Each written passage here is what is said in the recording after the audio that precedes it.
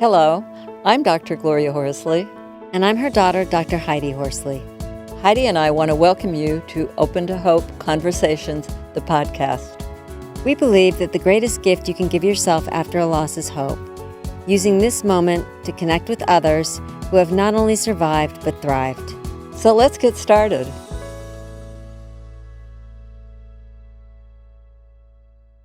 Welcome to the Open to Hope show. I'm your host, Dr. Gloria Horsley, with my daughter and co-host, Dr. Heidi Horsley. Well, Heidi, we're going to talk about holiday confusion. And there's a lot of confusion going on in my world right now and a lot of other people's worlds. So The question is it ho, ho, ho this year, Heidi, or is it humbug? Or both. One of the things that's happened to us this year is that my husband passed away, Heidi's dad, a few months ago. And, I've just been wondering about the holiday season, Heidi, and I've been thinking about so many people who have had loss and are stressed about COVID and all the things that are going on.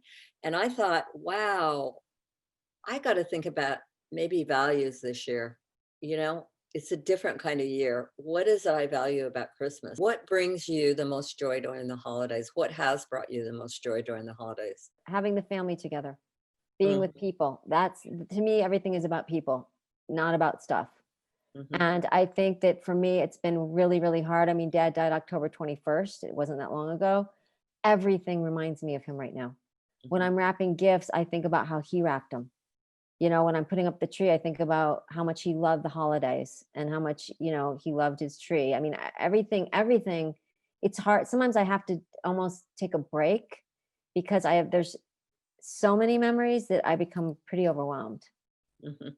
Well, I wasn't sure whether I was going to get out any ornaments this year or I was going to do anything and then I've harkened back to Scott's death in Mhm. 1983 and about him putting up the tree. So, all these things trigger things, but I was thinking I'm not going to do anything this year. It's a energy thing, but surprisingly to me, some people that helped me out at the house and also a lady who helps me with the garden. I was gone for a day and I came back and the whole house was decorated, including outside. I had a tree, Wow. everything was up and the whole Mhm. house was decorated. Well, I'll have to say that I was in shock. When I walked in and saw it, I literally started to cry and like almost passed out. And I thought, wow, this is too much. But it's been a few weeks and I really like it now. But, Good. So you at know, first it was shocking, but then now you're finding it comforting. Yeah, and I'm finding it comforting that I don't need to do anything. Right. I think it's hard for family members and friends to figure out what to do with we bereaved people. Well, I think you're making a good point too, because the holidays can be a lot of energy and a lot of work. And if you're newly bereaved, just getting a tree and putting up ornaments and doing all these things, getting menorahs or whatever holidays you practice, there's a lot of work involved, cooking, etc. And for some people, it's feels like too much sometimes. Well, I can say humbug. I mean, they decorated for me because I'm home alone, Yeah. but you can't say humbug, right? Well, my daughter is 15 and she loves Christmas. So I feel like we have to go forward and have Christmas for her. I actually probably wouldn't do it if I didn't have a 15-year-old at home, to be honest with you. But I feel like we've got to get the tree out and the decorations and the presents and all that other stuff because she looks forward to it so much. And she's had some meltdowns about missing her grandfather. But she's also been like, I wrap the presents the way grandpa does. I like to do it really well and really perfectly, And so she's also getting some comfort out of thinking about how he took pride in Christmas. Mhm. I think we've got to think about some of the things that you do value and should value throughout the year during this holiday. And one of them is your physical. During the holidays, you really need to be getting enough sleep, exercise, walking. If you've had a loss, you may not feel like going out and walking, but with what's going on with COVID now, that's one of the things that you can do is put your mask on, go out for a walk, go out for a bike ride, socially distance and make sure you do that for yourself. Don't you think, Heidi? I think that is so key. And I know that for me, the days that I don't do that, I don't feel that well. I mean, I think that, like you said, taking care of ourselves, a hot bath, walking, stretching, we need to almost prioritize that. It Mhm, needs to be, we definitely need to do it every day. mhm. And some of the things you need to do, cut down on alcohol if you've been drinking, because the holiday season is a big time, for having hot toddies and whatever. But if you're grieving, maybe that's not the best thing to do right now. Well, alcohol, as you said, as we've said before, is a depressant. So, if we drink too much alcohol, it makes us even more sad Mhm. sometimes. Yeah, absolutely. Drink a lot of water and don't forget to breathe. Breathing is underrated, right? Absolutely. Yes, that's so key. Breathing is so important. Breathing through pain, breathing through grief. Yep. And distractions are good. Holiday movies. We're going to do a drive-through Christmas thing in our area. Oh, what's that? One of the towns has a Christmas setting in the Mhm. park, and you Oh, have to pay and get a time and drive through.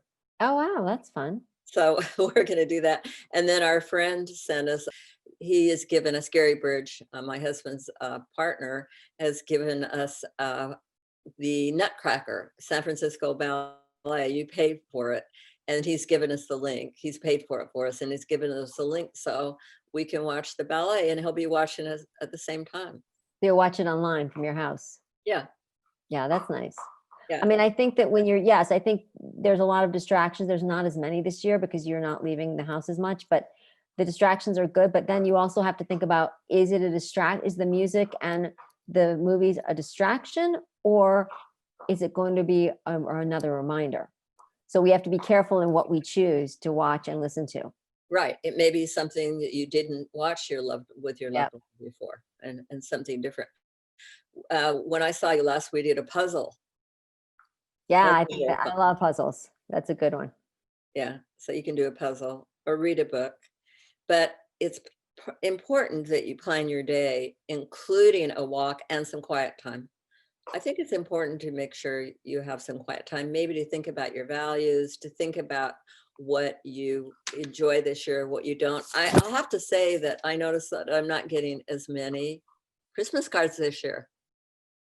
Yeah, I'm noticing that too. I mean, and I definitely didn't want to send one this year. So I'm wondering if some people are just feeling like this has been a hard year. It's COVID, and usually sometimes you send Christmas cards about your travels, or holiday cards about your travels and all the wonderful things you've done in 2020. And people are probably feeling like, I don't have that much to say this year about it. Right. So Yeah, exactly. Maybe some of that. I've been writing thank you notes to people for the kind things that they've done since your dad has passed away. mhm. But maybe, well, for myself, I'll have to say, and I'm alone, but I have the family, and we connect. But one of the things that I realize that I'm liking it is a little quieter holiday for me this year. Mm, I'm not up for doing a lot of parties and things right. like that. It's kind of nice to have it a little quieter. It's a reflection. I'm trying to reflect a little bit and thinking about it on what the holidays have meant for me. I'm Christian, and this is an opportunity to maybe revisit some of those values that I've had, and a time for reflection, meaning what the holiday is. But one thing also you can do this year is that you can blame COVID, Heidi. Absolutely. COVID. I saw a Christmas ornament that I want. It says COVID 2020 sucks, or something like that. And I thought pretty Get much that, 'cause sums it up. but if you don't feel like doing another Zoom Right. during the holidays with the family, you may just tell them that you're not up to it, this year. And Yeah. and as I said, you can blame COVID. Everybody understands COVID. If you don't want to make Christmas cookies to take around this year, or if you don't send the Christmas cards, or maybe if you don't do as big a tree, just do a tabletop, or Well, I, you know. I like what you're saying. We can pick and choose what we do this year. I mean, Mm, I didn't take out my nativity scene. It just felt too daunting. I left it in the box. I never do that. So yeah, so like you said, we can maybe only make one batch of cookies. I mean, we can scale back if we want, and that's kind of nice. yeah, absolutely. So anyway, we hope that you will take care of yourself this year. Really important. This is a year that you need to take care of yourself Yes. and really take care of your feelings. And Yes. as I said again, get enough sleep, get enough relaxation, maybe do some meditation, lots of things to go online, maybe connecting with people, maybe writing in a journal, whatever brings you peace and comfort this year. And Heidi and I wish you peace and comfort during this holiday season. Absolutely. And my mom and I always say, if you've lost hope, please lean on all of ours until you find your own. And God bless. I'm Dr. Heidi Horsley. You have been listening to Open to Hope, the podcast. You can follow Open to Hope on Facebook, Instagram, and Twitter. To learn more, visit us at opentohope.com and go to Apple Podcasts to subscribe. I'm Dr. Gloria Horsley. Join us again next week for another Open to Hope conversation, where we invite you to lean on our hope until you find your own.